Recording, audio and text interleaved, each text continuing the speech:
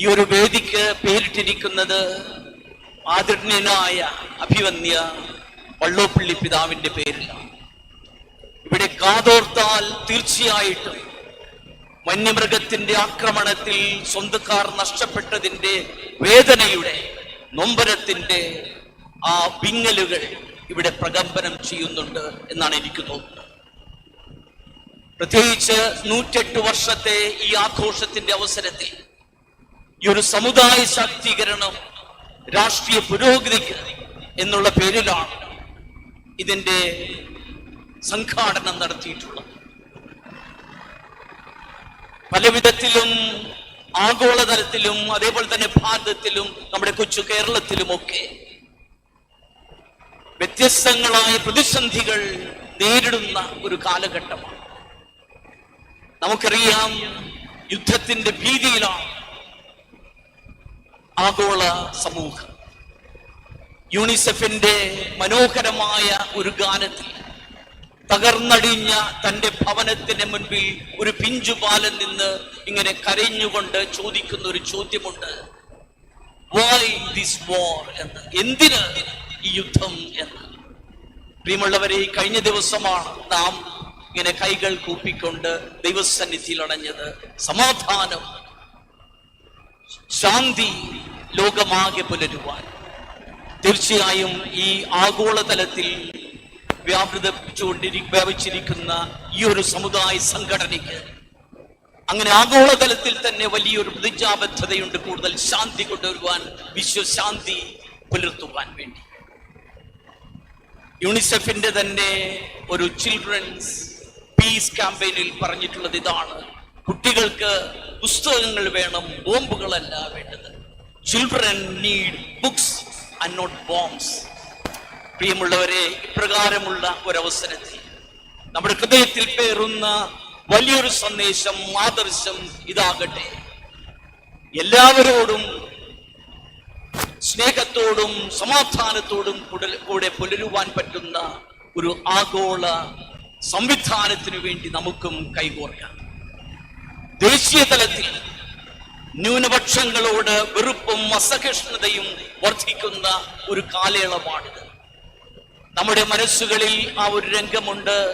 പപ്പാഞ്ചിയുടെ ചുവപ്പ് തൊപ്പി വിൽക്കുന്ന ഒരു പാവപ്പെട്ട ബാലനെ ആട്ടി ഓടിക്കുന്ന ആ രംഗം.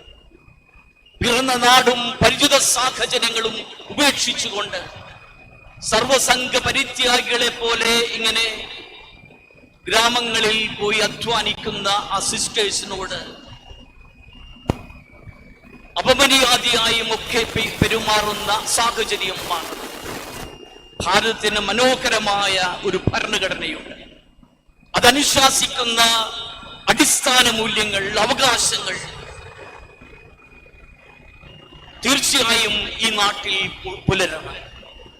വൈവിധ്യത്തിലെ ഐക്യം, അതാണ് ഈ ഭരണഘടന മുന്നോട്ട് വയ്ക്കുന്ന ഏറ്റവും വിശിഷ്ടമായ ആദർശം.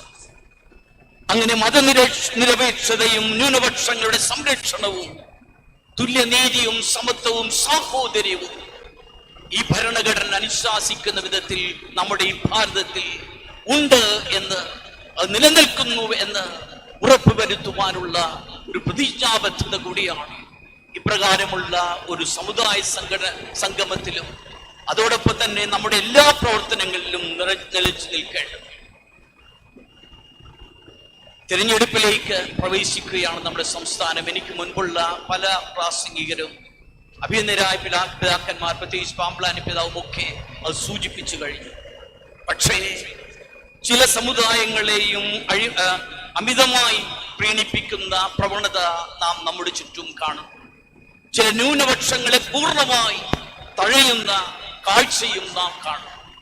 പ്രത്യേകിച്ച് ഇവിടെ കണ്ണൂർ ഒരുമിച്ച് വന്നിരിക്കുന്നവർ നാം ഓർക്കേണ്ടത് ഇതാണ്: കഴിഞ്ഞ ഈ ത്രിതല പഞ്ചായത്തിന്റെ ഇലക്ഷന്റെ സമയത്ത് ഈ കണ്ണൂർ കോർപ്പറേഷനിലെ ഇലക്ഷനിൽ നിന്ന് എത്ര ക്രൈസ്തവ സമുദായത്തിലെ അംഗങ്ങൾ ഉണ്ടായി എന്ന് ഒരൊറ്റ മനുഷ്യൻ പോലും തിരഞ്ഞെടുപ്പിന് നിൽക്കുവാനുള്ള സാഹചര്യം ഉണ്ടായില്ല. ഇതാണ് പ്രത്യേകിച്ച് ഇങ്ങനെ ഒരു സമുദായ ശാക്തീകരണ വേളയിൽ, സംഗമത്തിൽ നാം ഉറക്കെ ചിന്തിക്കേണ്ടത്.